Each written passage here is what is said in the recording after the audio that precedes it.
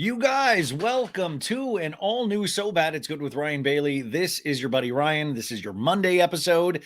You might be listening to this, you might be watching this on YouTube.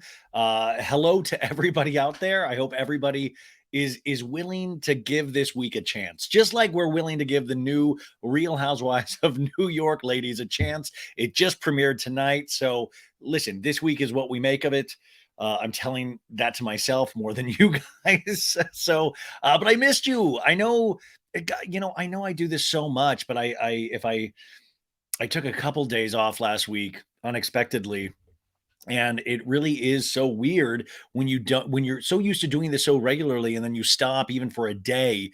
It really you're just like, oh God, something's wrong. I'm missing something, and then it's so hard to get started back up. But we have a great show for you today. We have Sophie Ross back with the pop culture roundup.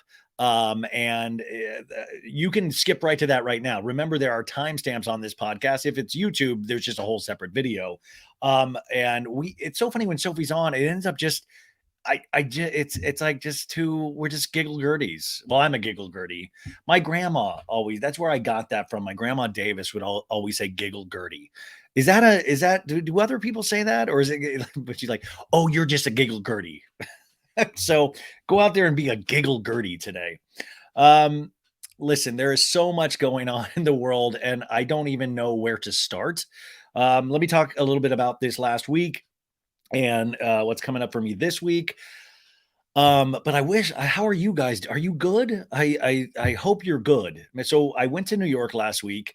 I can't wait to tell you why I went to New York. I mean, I ended up going to the Real Housewives of New York premiere on Wednesday at the Rainbow Room, and that was such a magical yet horrifying experience, just in terms of my sweat glands and I imbibed too much. I did too much of everything, and I paid the price. It's like I am that. By the way, there was somebody that wrote on an Instagram post of, "Hey, it always seems like you do this. That you get too excited, and then you drink too much or something, and then something bad happens, and you get sick." And I was like, "That is a fair statement. That is very fair. You've been paying attention." I was thinking about that more and more, and actually, I talk about that with Sophie because Kyle Richards made a post celebrating her year sobriety. And I don't even think she set out to do that. And then it just happened and she felt better about herself. And I think it's for me, just if I were to be honest, is that I get really, I'm honest with you guys about this all the time. I get really nervous in social situations, and I will talk myself up to the last minute. Like Wednesday, I was like, should I go?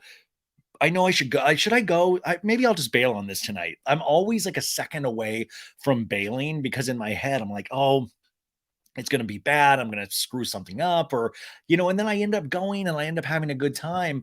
And you would think after this, being alive this long, you would think at this point, I understand the deal and my thoughts betray me all the time. And it's just going to end up being fun. But I work my mind up. I work myself up. And then it was extreme. Do you know New York has like 90% humidity? Should that be legal? Listen, I don't know what platforms politicians are running on next year, but maybe if people are willing to bring down the humidity in New York, I think that would be a really strong platform if that's even possible. But I was thinking about how many important moments in my life I've just been nervous in a pool of sweat. And I grew up doing theater, and I don't remember me sweating like a pig this much doing live theater. So I don't know what it is. BravoCon, I sweated like a pig, and that was in November in New York. I remember the first time I met Ariana and Tom at it was Tom's birthday party, and I didn't realize it was going to be on camera. I've told this story many times, but I walk in and my body immediately turned to just liquid because all of a sudden I was seeing these people on TV. I was seeing Jax and Brittany and Tom, and I was just like, what? All of a sudden these people are real. Oh my God, all these characters that I watch on TV. Because there is something in pop culture. There is something, right? Whether it be a musician, whether you love Harry Styles, whether you love Selena Gomez, whether you love, whoever you love, the fact that then you have to, at some point, you might find out that they're actually flesh and blood people. And I know some of you at home are just like, oh, I already know that. But it's really weird to share that space. But I would always I've just had so many moments where I've just worked something up so bad in my mind, or so much in my mind, that my body will just exhibit that nervousness. Yeah, no, the New York trip was amazing. I mean, listen, I'm such a geek for that. I saw a couple of Broadway shows. I saw Sweeney Todd with Josh Groban and what's her name? Annalee Ashford, and she was incredible. Oh my God. And it just brought you back to that time because I grew up like this high school theater kid. And I geek out about that stuff. You know, those if you're lucky enough to have like kind of phases in your life, think of it like Taylor Swift eras. You know, it's like, oh, I had this time where I did live theater, and that was 15 years of my life. And then I did, and then you see something on Broadway, they're doing it at such a high level, and you're just like, wow, there's just such something so romantic and beautiful about it. And it makes you long to have 10 lives so you could spend one just trying to do that again, just trying to like get, you're like, man, if I knew what I knew now and I could go back and do that. And I also saw this one man show. His name is Alex Edelman, I believe, and it's called Just for Us. And it is a one man show, but kind of he's a stand-up comic, but I would consider him more of a storyteller. And I thought this was a beautiful show about his Jewish heritage and this one particular story, and it was just hysterical. He had everybody just riveted. I wish I lived in New York so I could go see it again. But I was just like, how cool is that? Because I was that kid. I got to go to New York for the first time with my mom, with Becky Bailey, which, by the way, I'm in Los Angeles. I was in Los Angeles for a couple days. Tomorrow I have to drive to Arizona. I don't have to. I'm driving to Arizona because I want to go be with my family for a couple weeks as my mom is making her final journey, and it's going to be Becky Bailey's birthday on Tuesday, and we're so lucky to have gotten to this point because I really didn't think we were going to get to this point, and so that is mind blowing. And by the way, 120 degrees in Arizona today. So I'm going from New York. I had 2 days of respite in Los Angeles with a cooler climate, and now getting into my Toyota Corolla and driving 7 hours to go into 120. It's 90 degrees at 10 p.m. at night in Arizona. Like, I'm trying to get like my walking steps in lately, trying to get healthier, and I can't walk in 90-degree heat at 10 p.m. at night. My God. So basically, I'm probably going to have a stroke next week. I just want to prepare you. There's plenty of reruns there's like over 500 episodes of this show. So no matter what happens to me, you're covered. But so I'm going there to be with them. But I was thinking about my first trip to New York when I graduated high school. Um, when I graduated high school, my high school graduation gift, I remember opening a gift, and it was an apple, and it was the New York Times. And my mom took me to New York City, and we got to see Broadway plays and musicals. And this was huge. Like, remember, I grew up in Kansas. I grew up in a small town in Kansas. And then we moved to Arizona, and just the thought of getting to be in a major metropolitan city just to visit, like Los Angeles was so far away in my mind. New York was even further away in my mind. And I remember opening that gift and being like, holy balls, I get to be in the Big Apple, the big city. Are you kidding me? And my mom worked at a hotel chain. And so we got like put up at it was like the Radisson or something, right in Times Square, and we saw Les Mis, the musical. And then I made my mom, she let me pick a play, and I picked Angels in America by Tony Kushner. Now, a lot of you guys might not know what Angels in America is. Beautiful two-part play written by Tony Kushner that really, I think, I think it won the Pulitzer, if I'm not mistaken, in 1993. There was an HBO version of it with Al Pacino and all these amazing actors, but the play version just won all these Tonys. But in Arizona, I was fixated on theater, and I just lived and breathed theater. I would try to get my hand on any play I could read, and I just fell in love with Angels in America. But it's what was it? What was the theme? It was called Angels in America, a gay fantasia on American themes, I want to say, but it dealt with the AIDS crisis, which was in full bloom at that time. And I just remember, it was one of those stupid moments where you're like, did I just make my mom sit through a 3.5 hour play about the AIDS crisis? There's literally scenes where a man is cruising for another man, like in a park. And I'm like, did I make my mom watch a butt fucking scene? Sorry. F. Murray Abraham was in it, by the way, at the time, and Steven Spinella. F. Murray Abraham was amazing in it. But it's just a beautiful, beautiful play. But I just remember thinking, like, what is, I was 17 or 18 at the time, and my mom is, I just always, my parents, I always just wonder, even to this day, even at this age, I'm like, what the hell must they be thinking? Like, it's like they just like, even my mom, like, what is this kid into? And then we saw Les Mis. That was more her choice. And it was a beautiful, beautiful trip. And then we did that thing where we did the double-decker bus and went to all the touristy things, which I completely loved. I made my mom go to the David Letterman studio for the Late Show. And I was such a big Letterman stan. That was before the word stan was invented, you guys. Huge Letterman stan. And I don't know if you guys remember when he first went to CBS for the Late Show, there was like a t-shirt shop right next to the studio.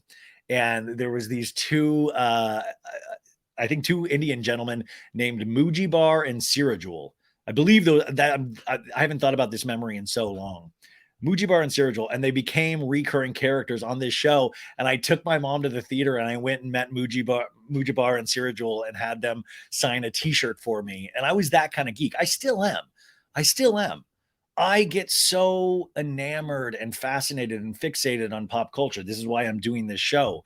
But I still get excited. I still get nervous. It's hard for, even at that RHONY event on Wednesday, you had like Sarah Galley and like Kiki Talk of Shame. They're so good at mingling. Like Sarah is like the best at it. She'll go right up to people. She knows the right thing to say.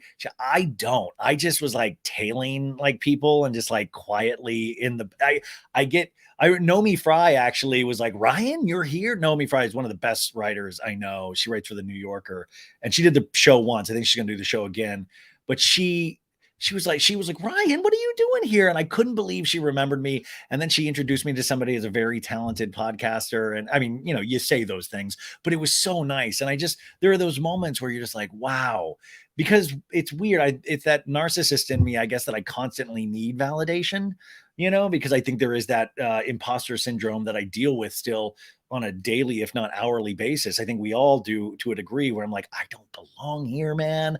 I don't know. I don't belong here. But the whole point of this whole monologue was that I wrote down some notes that I wanted to talk about with you guys.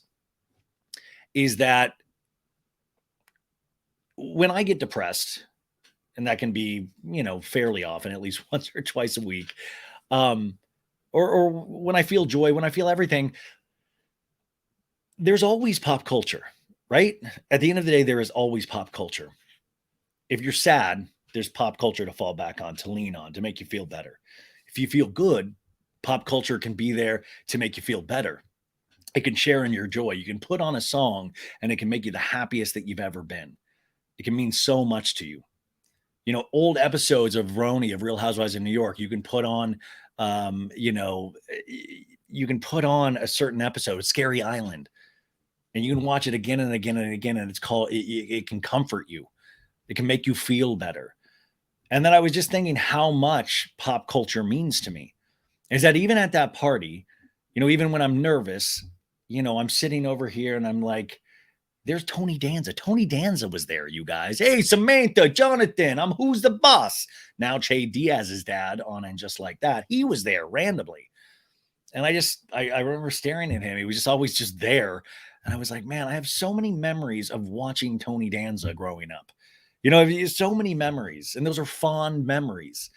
And when I get really depressed, I go really heavy into like TV, or I go really heavy into a certain musical artist because it makes me feel something, and it takes me away, not takes me away from who I am, but takes me away sometimes of what I'm feeling or not feeling.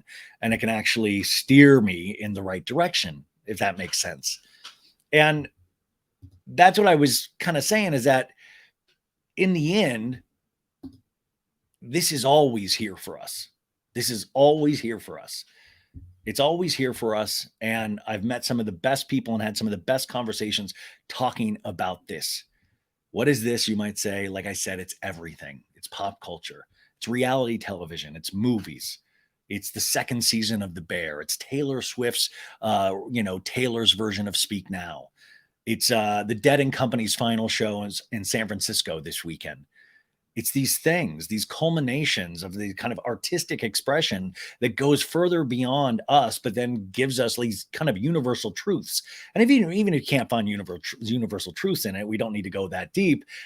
It can just give you a laugh, or it can make you cry, or it can remind you that you need to call your mom, or it can remind you that tomorrow's a new day. And the deeper and deeper I get into this, that base love has never gone away. I can still get just as excited about television. I can just get, I mean, in fact, I'm doing this later than I wanted to, because I ended up started watching videos of the final Dead and Company show, which is the spinoff of the Grateful Dead. They did their final shows. They did their final tour this past summer, or the last couple months. And do you know the Grateful Dead? They started in 1965, right? And then Jerry Garcia, the frontman of that band, died in 1997, I want to say. Their last show was at Soldier Field in Chicago.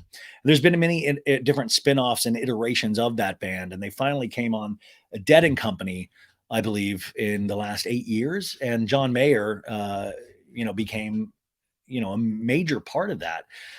And I recently got in the Dead in the last couple of years, and I never really truly understood it. And then finally it clicked for me. And I was just watching some of their set from tonight, because everything's like video, you can watch everything. It's on nugs.net or YouTube. And I was just, it was just such beautiful artistic expression. And then that kind of led me down to a rabbit hole online of like looking into Grateful Dead history and trying to explain their music, which is just like a fusion of everything. It's like most musicians couldn't even imagine what the Grateful Dead's music is. It's so hard. There's jazz in there, there's rock, there's rhythm and blues. They're one of the first, if not the first, jam band, if you want to say. And I used to make fun of jam bands so much when I was in my teens and my 20s. And I think as you get older, if you're not blessed with having a love for that at an early age, I think when you get older, you get a little bit looser, right? And you're able to want, 20-minute versions of songs, or you want your imagination to go as somebody's noodling on a guitar. I don't know. Anyways, I thought it was beautiful, and they did a hell of a set tonight. I was reading the set list and watching the shows, and I just thought, how amazing is that? Which, by the way, Andy Cohen was at, I believe, the last 2 nights of shows at Oracle Park. Huge. He's a huge John Mayer fan, but he's a huge Grateful Dead fan. And I got to tell him that he was one of the reasons that I actually got into the Grateful Dead was because of Andy. And he loved me saying that, which was just great. It was great.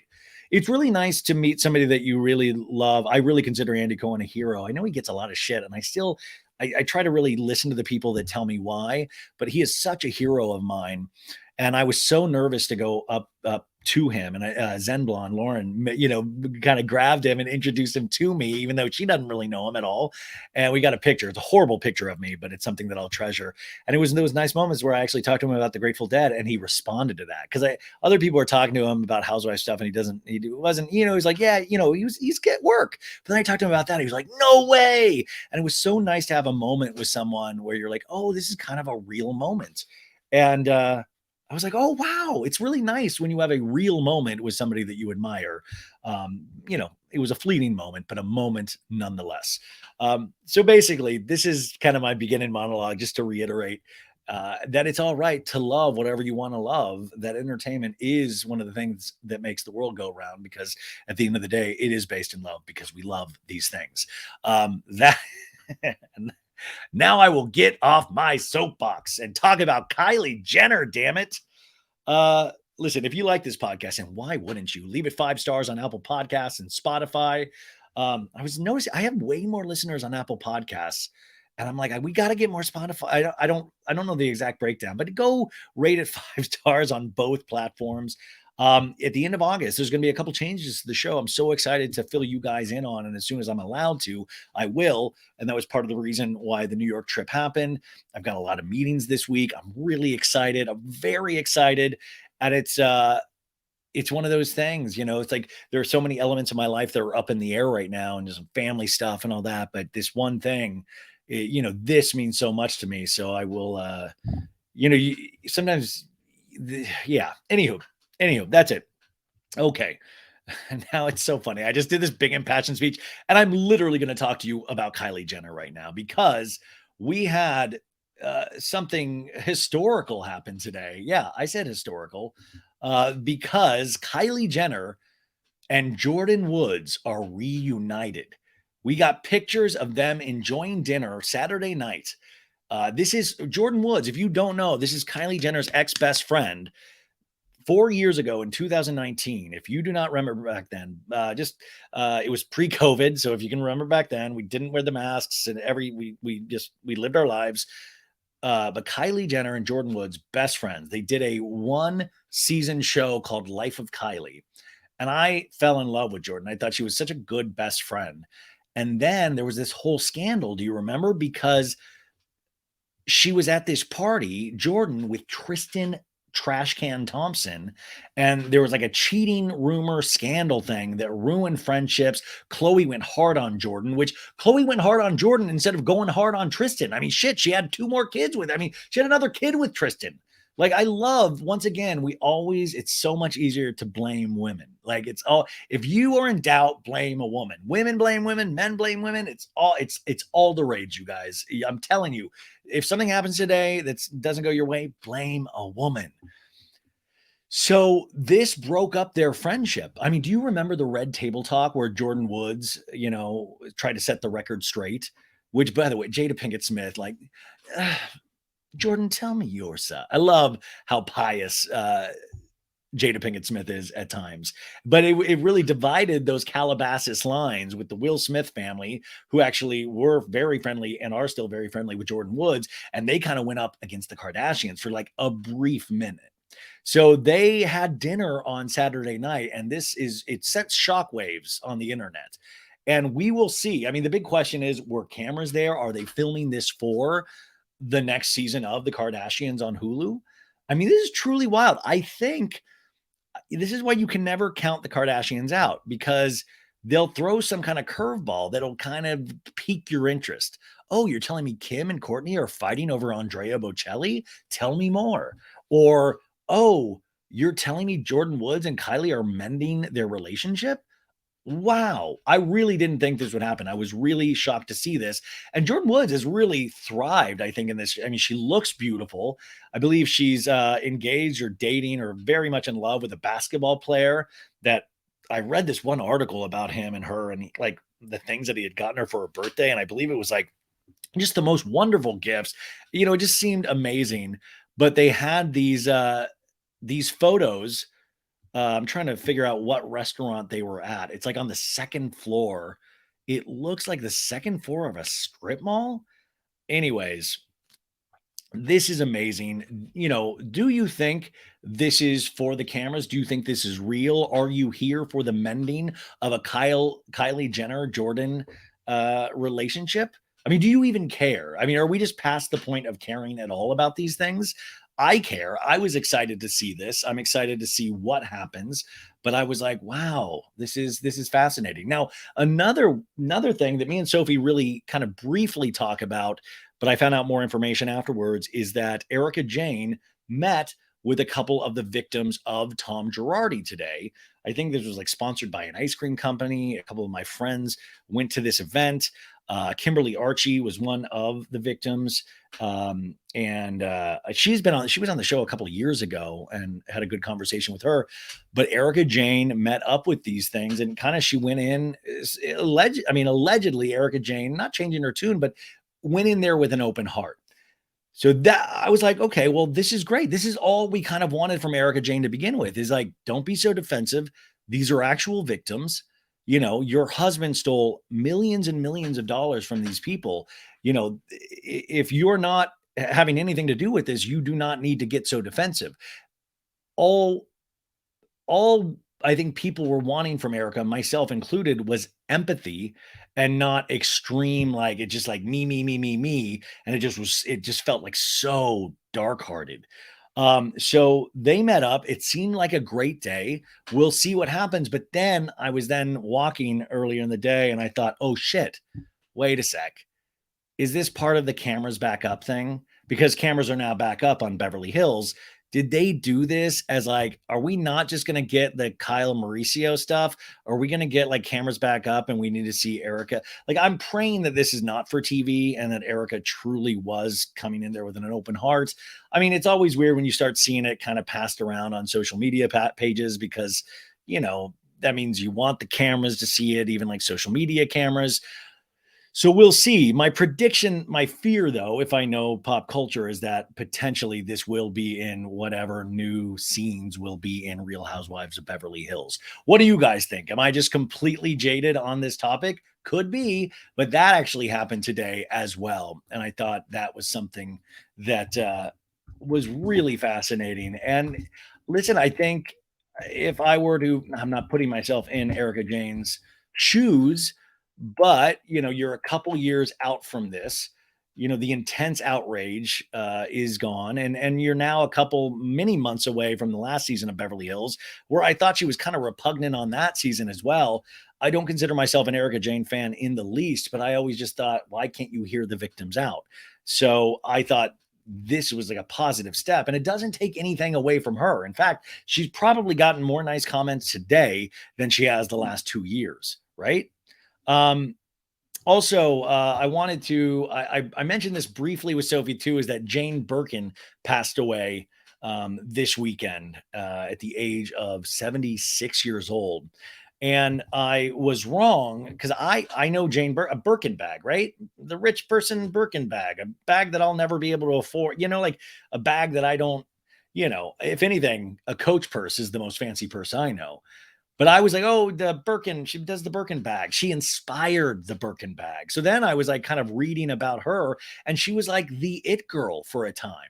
She was a British and French singer and actress. She attained like international fame and notability for her decade-long musical and romantic partnership with Serge Gainsbourg, the French artist, and she was also an actress in French cinema. And she inspired the Birkin bag, which I thought I was like, wow, have I like I would inspire like maybe an ashtray or something.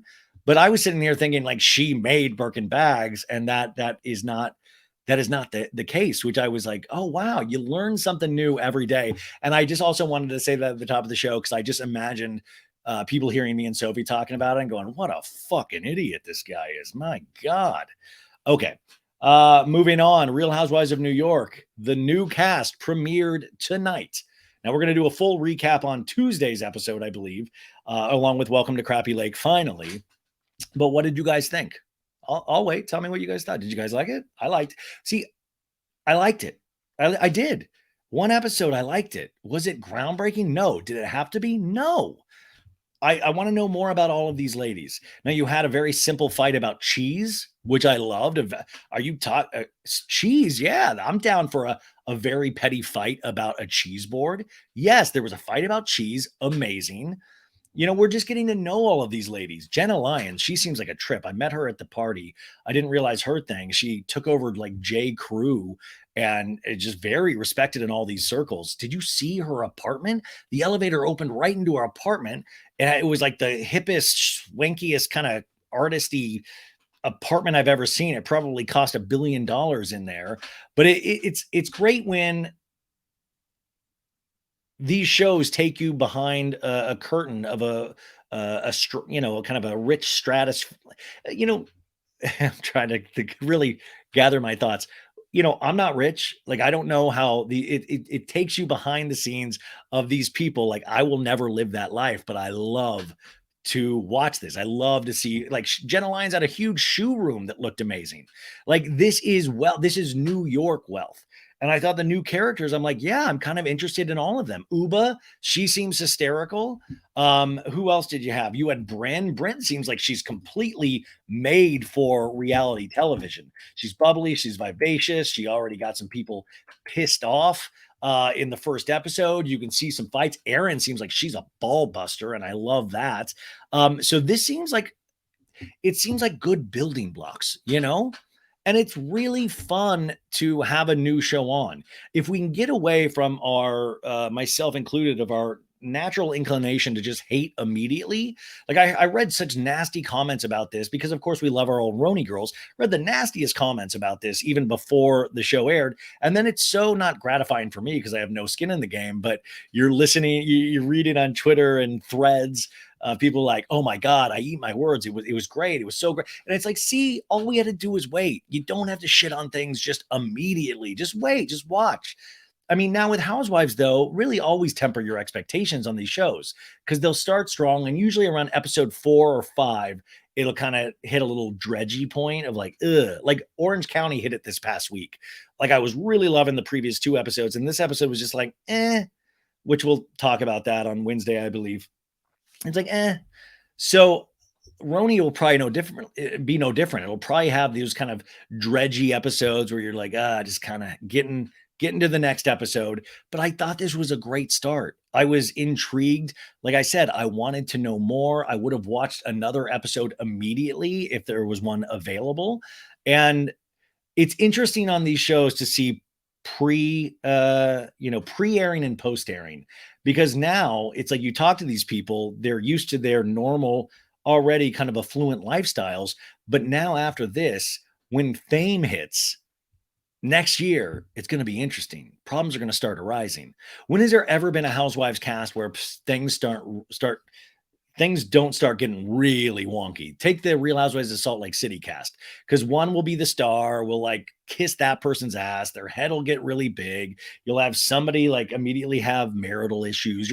Things happen when cameras are on, like when pressure builds, when fame hits, or even low level reality show fame. When that hits, things get just bonkers. So it's going to be very interesting to see these ladies. And I was like, is Jenna Lyons going to make it another season? She just seems like, I had a little tiny conversation with her and Tracy Morrissey and Sarah Galley at the premiere, and she just seems very cool. Just like kind of cool and gets it.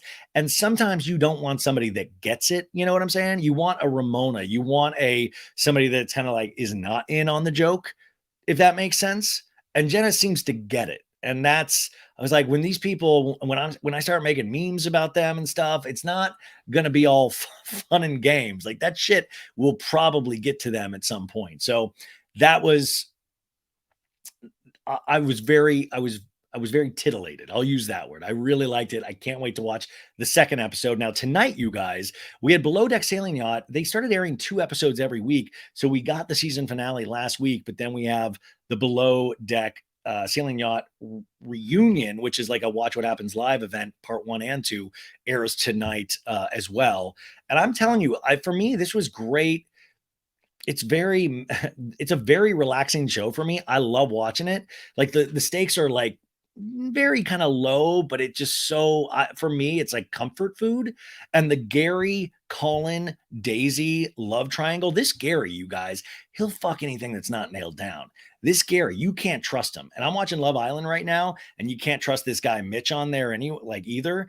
Gary and Mitch, very similar. Gary is so self-obsessed, and he's so about what he doesn't have, and that Daisy and Colin actually have this kind of connection, and it drives Gary crazy. It drives Gary crazy. And those kind of people, yeah, keep them on reality shows. Below Deck Down Under premieres today as well. Aisha, I DM'd with her earlier. Aisha, she's amazing. I'm so excited to have that back on. Captain Jason is great. Really excited for the second season of that. So, I mean, we've got so much good TV coming up. Now, I wish I could do a whole episode on season 2 of Hulu's The Bear. It's FX's The Bear, but you can watch it on Hulu. I devoured that second season on the plane rides, and it's just so beautiful. And I was shocked. It got a lot of Emmy nominations this week, but it didn't get one for music and music supervision.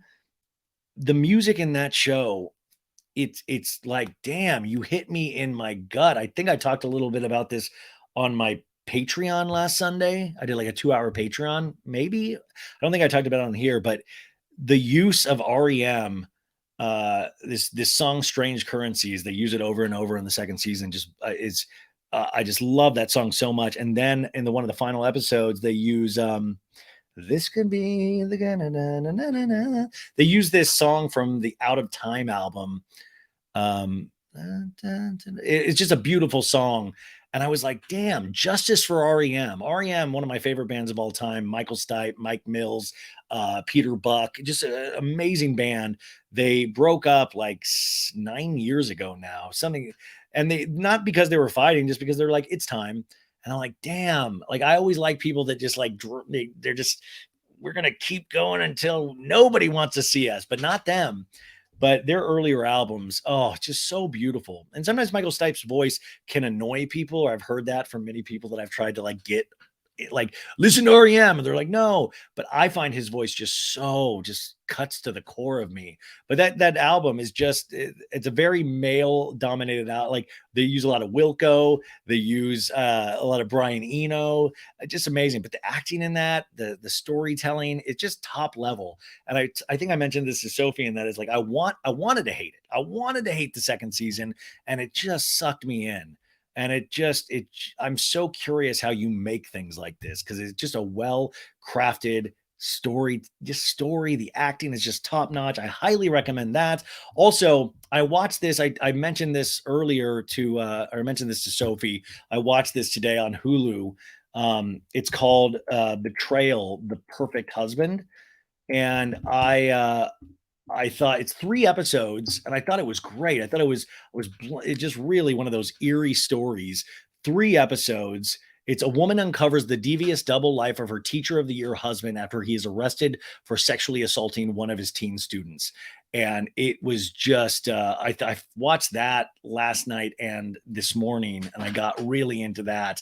And the woman who this happened to, I'm going to be interviewing her today. I reached out to her while I was watching it, and she responded, and she was like, "Yeah, I want to come on." I mean, she wasn't like, "Yeah, I want to come on," but I want to talk to her about this story, and I want you guys to watch it. And I think that's the coolest thing about doing this and now getting to this kind of place where, people actually will consider coming on, or I'll watch something and I'll be like, well, I think I should be able to have them. I would love to promote that show. I would love to get into this story. So I can't wait to talk to her today before I leave for Arizona. And I think you guys, hopefully that turns out to be really good, because also she's worked on a lot of reality television as well. I was looking at her resume. So even that, I would have her on as a guest regardless of her really devious, creepy as hell husband, who actually appeared as the perfect husband. It all ties in, you guys. Listen, also, I was trying to explain the SAG, the Screen Actors Guild strike, to Sophie, and I want to assure you guys up top, as I do in the Sophie part, that I am allowed to do this show. I'm a proud Screen Actors Guild member. SAG, I talked to my SAG rep. I am completely allowed to do this show. They do want us talking about TV and film and all of these things. I will continue to bring up the strike. And the strike itself will not affect like Bravo reality shows. They're different contracts. So it's going to affect scripted television series. It's going to affect things like talk shows. It's going to affect movie promotion. That's why the Barbie premiere happened last Sunday night, and the Oppenheimer premieres happened like throughout the week, and then finally the actors walked off at the overseas Oppenheimer premiere, because that's when the SAG strike took effect. And we are just battling for minimum wages here and control of our own images in terms of artificial intelligence. There are a lot of things at play here, and it's very easy to look at from afar and go, actors have everything, when that is just not the situation. Like actors like Tom Cruise and Tom Hanks, all the Toms. Man, I just thought another 2 Toms. You got Tom Schwartz, Tom Sandoval, Tom Hanks, Tom Cruise. Those people, of course, are just millionaires upon millionaires. They work very hard from it, and they're stars for a reason. But there's another level, an echelon of actor that doesn't make dick, that literally needs residuals, that needs to not have places like Netflix and Hulu and all of these places not pay them a living wage. Because, you guys go to a day-to-day job, I presume. And I'm sure that comes with, I did a day-to-day job myself and realized how horrible that can be. But actors don't have a day-to-day job. We go from project to project. We audition, we pray, we hope to get lucky, we work on our craft. When I was being a full-time actor, or trying to be, most of my money went back into acting, whether it be acting classes, headshots, more acting classes, headshots, more acting classes. Well, like all of this stuff that you have to put into being an actor. And it really is this kind of beautiful, sad struggle that you don't think about when you're in high school, when you're doing a school musical and you're like, hey, somebody, you're really good in this. You should do this for a living. Really? You don't think about not being able to make a living wage. And even when I started, you were able to make way more of not, still not a living wage, but it was way better when I started. It is so bleak out there now. These television contracts and movie contracts are so much different than when I started. And they really keep trying to lessen and lessen pay for there is no middle class actor anymore. It's either the highest of the high paid actor or poverty line actor. And we all have to do other things. That's why in Los Angeles, you probably have this low level anger residing everywhere because we're the people giving you your dry cleaning, serving you at restaurants, and we're angry. We're angry. We don't want to, we're not here to do this. We were promised so much more, you know? So we're going to talk about the SAG strike and the Writers Guild strike more this week. I have my buddy Nick Wegner coming back on, who was with us to explain the Writers Guild, but we're now striking together. I unfortunately am going to see my mom and my parents, but when I get back, I will be picking up. I will be striking with my brothers and sisters out there. Here with Sophie, we talk a little bit about more like Jonah Hill. We talk about Mauricio's thirst trap. Mauricio Umansky, he's out there with his thirst trap. We talk about Barbie. We talk about Oppenheimer. A couple final things. The Golden Bachelor is getting announced tomorrow. What is the Golden Bachelor, you ask me? The Bachelor franchise on ABC. They are doing their first the Golden Bachelor, which is a bachelor in his late 50s, early 60s, and they're going to announce who it is tomorrow. We have an image of him from the back, which kind of looks like the dude from Desperate Housewives, if you remember that. If they get a big star like that, that would be hysterical. But the Golden Bachelor, are you guys here for an older set of men and women dating each other? I'm like, I'll watch anything. Are you kidding me? I'm totally down for that. We talk about the Real Housewives of Potomac fight that happened in the last couple of days. Oh, also, you guys, are you Sister Wives fans? I'm a huge Sister Wives fan, or I became one over the last couple of years. This Cody, him and his little ringlets of hair, they're barely holding on. Well, there is an all new season premiering in August, and we got our first trailer, our first look. And this Cody is not making any kind of amends. He's losing wives right and left. He's going to only be left with Robin. And Robin has a line in the trailer of like, my dream was to sit on my patio with all my sister wives and get old together. Like, that was your dream? I dreamt like my dream was like I could fly like Superman. Your dream was like to just get old with a bunch of sister wives on your porch. I mean, like, to each their own, right?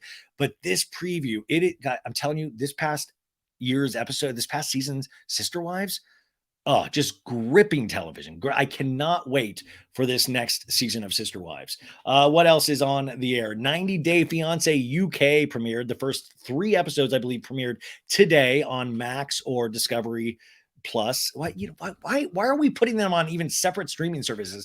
I know it's on one big major conglomerate, but why even confuse us even more like that? 90 Day, before the 90 days is airing still. I watched tonight's episode, and I got to tell you, I say this every year, but it's one of those things where I can't believe like any overseas governments involved or even our government. Like, I don't want any of these people. I don't want them here. I don't want them there. Like, I would imagine those overseas governments don't want the American people over there because they're a bunch of whack jobs. Everybody's a whack job on this show. There's not one couple that I'm like, I'm rooting for you guys. I mean, maybe the deaf dude and the lady seems really nice. But other than that, you have a guy that's getting there's always one guy that you kind of feel for every season that gets catfished, and he doesn't want to believe, like, he's getting like factual proof that it's a catfish, and he's like, nah, man, I got to go to Barbados and find out for myself. I'm like, you have a detective telling you are getting catfished. And then there's this one guy, just a douchey guy that thinks he's hysterical, thinks he's like the light of people's lives. He is over in England, and he's dating a woman who is trans, and they never met before. And it's this guy's just a doofus. He's a dork.